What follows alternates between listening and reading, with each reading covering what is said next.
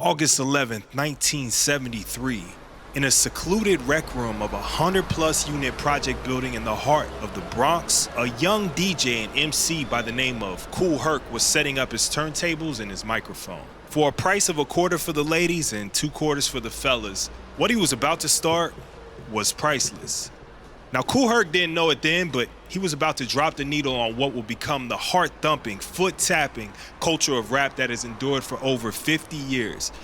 An art that is shaping pop culture, popular music, and the world at large, while bringing it to a people that often didn't have access to music lessons, school classes, or even instruments. Yeah, it was with that very turntable and microphone that Clive Campbell showed the world what rap was and that it was just beginning. But let's back it up just a little bit. Let's travel all the way back, an entire 15 years beyond Kool Herc's moment on Sedgwick Ave.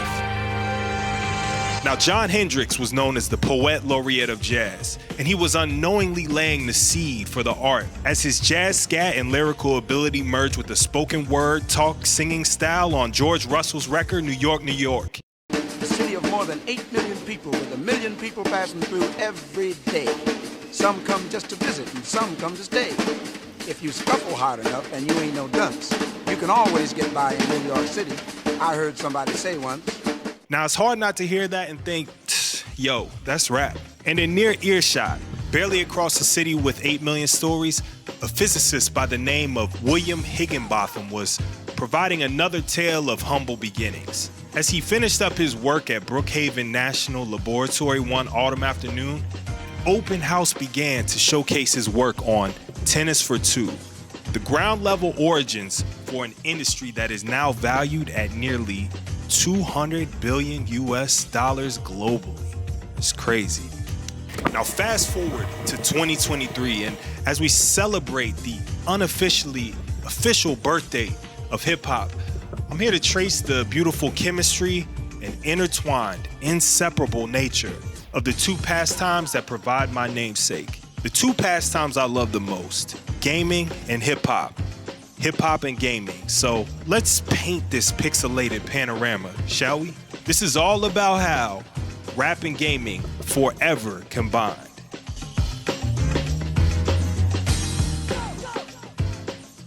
Now, hip-hop at its origins is based on 5 key elements: the oral, the physical, the visual, and the mental. MCing, DJing, breakdancing, graffiti, and knowledge. So stick with me as I toggle between the beats and the buttons.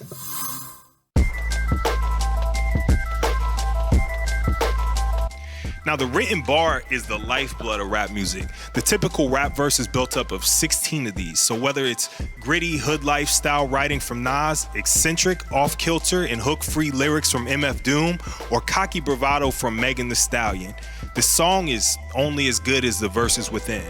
And there are enough bars from game-obsessed rappers to fill a book. So many games have rappers in prominent roles in the music of the respective games. Check Mass Destruction from Persona 3 or the Player Select theme from Third Strike. Now that Third Strike track lives in my head rent-free. And a bunch of rappers are professed video game players, some even competing in tournaments, appearing in commercials, and others having entire games they star in, and their lyrics reflect that. One of the most well-known game bars was spit by the late Notorious B.I.G. on the hip-hop classic Juicy.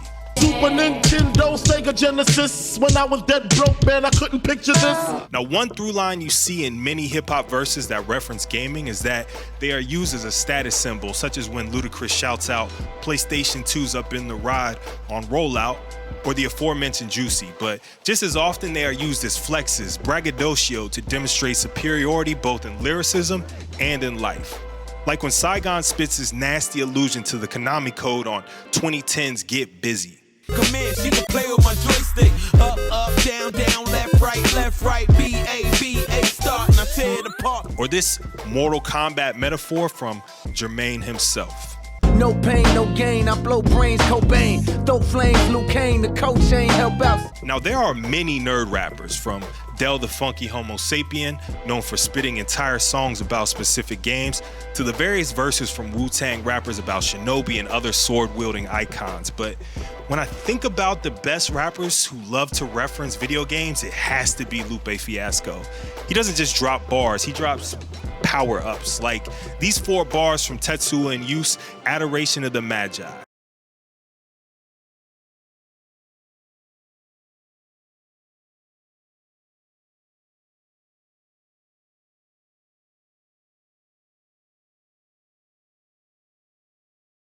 Or this personal favorite 4-piece from Aural, an absolute must-listen for the rap and game enthusiast.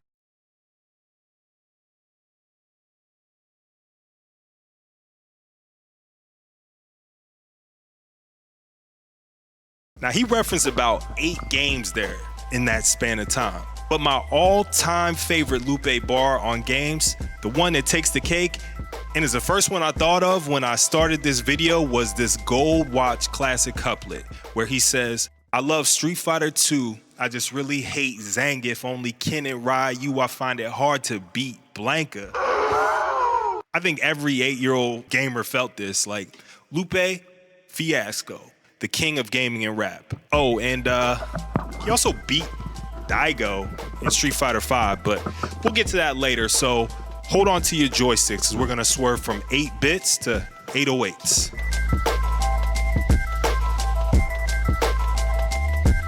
Now, have you ever tried to listen to your favorite rapper without the beat?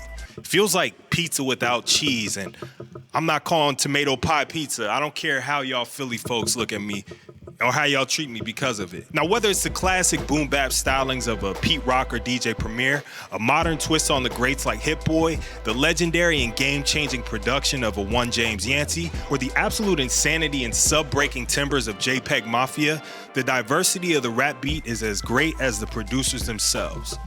Now, the sample is one of the most important cornerstones of any good beat.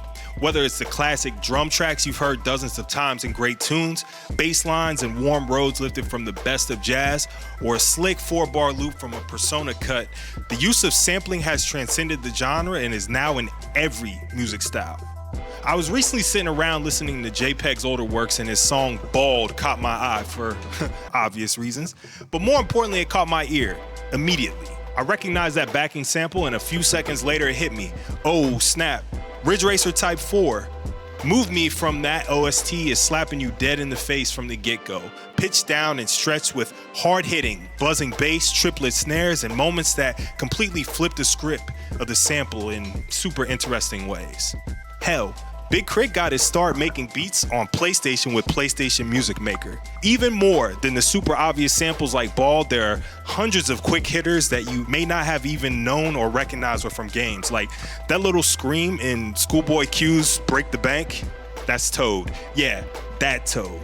I guess the Mushroom Kingdom is even more lit than we thought. Fighting game sound effects can be heard all over, especially those from Street Fighter. The second game is a favorite for this, like in Kanye West's Part 2. Perfect. Nothing like a flawless victory, eh? Jay's Money Cash Ho samples Golden Axe. J. Cole's Dollar and a Dream 3 samples Kingdom Hearts 2. Eternal Champions provided the sound bed for the original version of Bone Thugs and Harmony's Crossroads, and damn, Game Over by Lil Flip got the rapper sued for using Pac-Man's sample without permission. Game over indeed. But the way rap infiltrated gaming in the other direction might be even more wild. Producers take from Street Fighter and Street Fighter giveth back.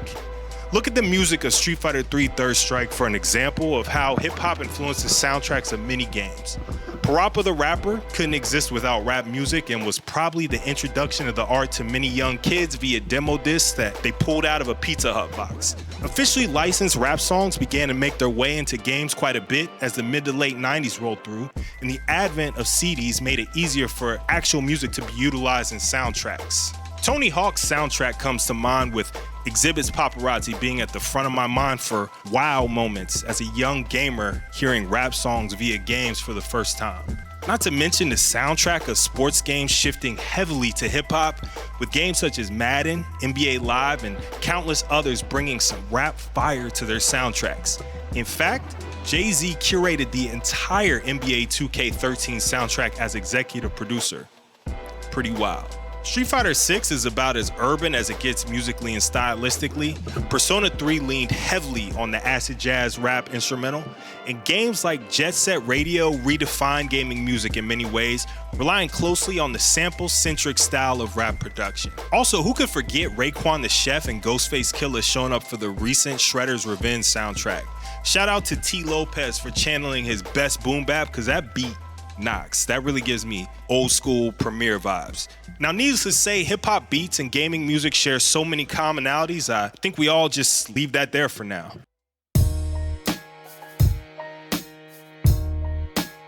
Breakdancing represents more than just doing backspins on cardboard. It's about the physical, be it an up rock, head spin, or the swagger with which you present yourself. The amount of rappers who stream, rappers who have made video games or have taken part in video game related events grows every year. Look no further than the recent ad campaign from Capcom, prominently featuring Lil Wayne himself playing the game along with his music. Or remember when I mentioned Lupe beating Daigo in a Street Fighter tournament? I guess he really does only play Ken or Ryu. You really gotta live what you rap, right? Thrown or not, I mean, how cool is that he got a dub on Daigo Umehara? And man, from T-Pain to DJ Academic to Logic to Megan Thee Stallion, there are so many rappers, singers, and producers in the space that share their love of gaming via streaming. Snoop himself, the uncle of rap, started a gangsta gaming league and is known to stream his share of Madden. Soulja Boy can be caught streaming regularly, and even Drake and Travis Scott have jumped into the action for some Fortnite from time to time. These streams are always massively successful as rappers use their crossover appeal to bring in huge gaming crowds. But rappers don't just play these games, they are these games. All the way back in 1994, my bro and I were playing a little known, relatively maligned fighting game called Shaq Fu. Hey Gamersician, isn't Shaquille O'Neal a basketball player though? Well, yeah, he is, but he also was a rapper, is a rapper, and is now a DJ, but not, the rap kind of DJ. So we'll leave that part of the story out. But in 93 and 94, Shaq released a couple albums that would go both platinum and gold, respectively, with the most notorious being You Can't Stop the Rain, pun absolutely intended. He didn't sound that bad next to Biggie, which is quite the feat. Anyway, Shaq Fu was probably the first game I remember playing with a rapper in it, but beyond the 90s, the floodgates would fly open. Rap Jam Volume 1, still waiting on Volume 2, please no, included many rappers in a basketball game with no rules. Gotta love the Diesel treatment in reverse. LL Cool J, Onyx, Queen Latifah, and others were prominently featured in the stinker of one of the worst SNES games of all time. Wu-Tang had a whole Shaolin-style fighting game in '99 based on a canceled game called Thrill Kill. 50 Cent released not one but two games, 2005's Bulletproof and 2009's Blood on the Sand, that were both absolute garbage, painted that nice doo-doo brown we're all used to from that era. But before you think hip-hop and gaming can't work, look no further than the Def Jam series of fighting games / wrestling games.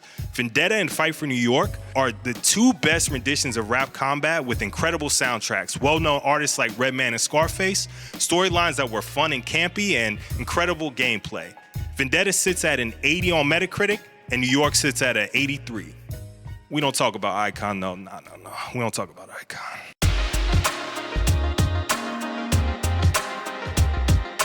Cool, fresh, swag, steez, style. Graffiti is hip-hop's stamp on the world. It's like saying, I was here, and I rocked this spot. And in the gaming world, it's wearing that stamp proudly. Sometimes that stamp can be overt, like in a game such as NBA Street, massive afros and fresh J's in tow, or it can be more ingrained into the game, such as things like the UI or visual effects. Street Fighter is back again in this conversation as the most recent game utilizes a lot of visual effects that owe themselves to hip-hop, such as the literal graffiti that flies off of your special moves. From the bucket of paint splashes in Midnight Club, Jet Grind, or Need for Speed, pretty much all of San Andreas' style and the Parappa series, the look of hip-hop has been around for some time in gaming. And as diversity in games become more and more important, you're seeing a lot more creative character assets that mimic black hairstyles and clothing. Ready to Rumble had Afro Thunder prominently on the box art, and Skate from the Streets of Rage series had all the swagger of a young brother in inlines beating that ass. Oh, He could breakdance too. You know, even older black style is represented better visually, with Tekken character Leroy Smith coming from the streets of NYC. And this doesn't just go one way. Many rap cover arts, music videos, and style reference video games themselves, like this dope bomber I got from Super Rare, or this Nintendo DS on Lupe's album cover. The look and feel of rap is powerful and continues its influence in gaming, just as gaming continues to influence rap.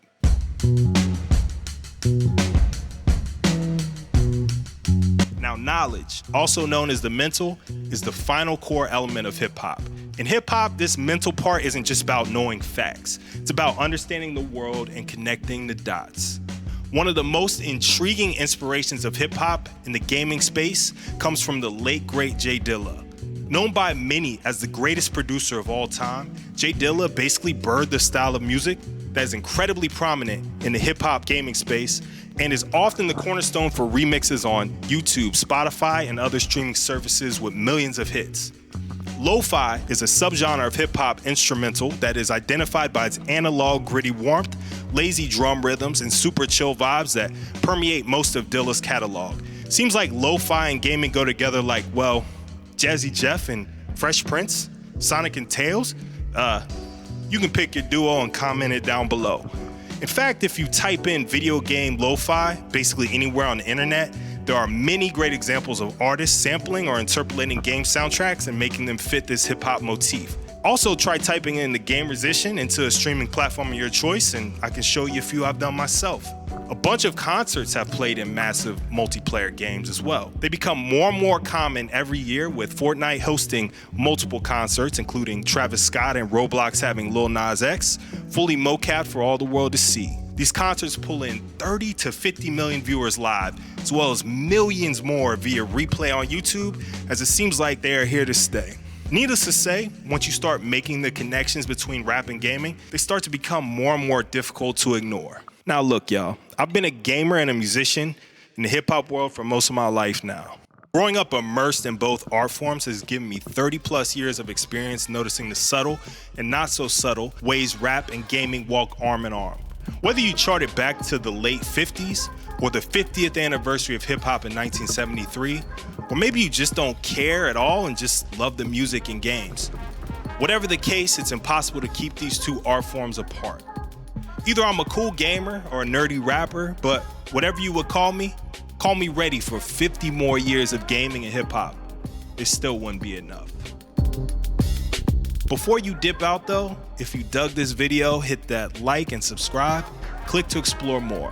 I'm here dropping knowledge bombs every Wednesday at 7 p.m. Eastern Standard Time.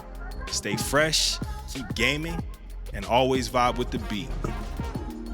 Peace.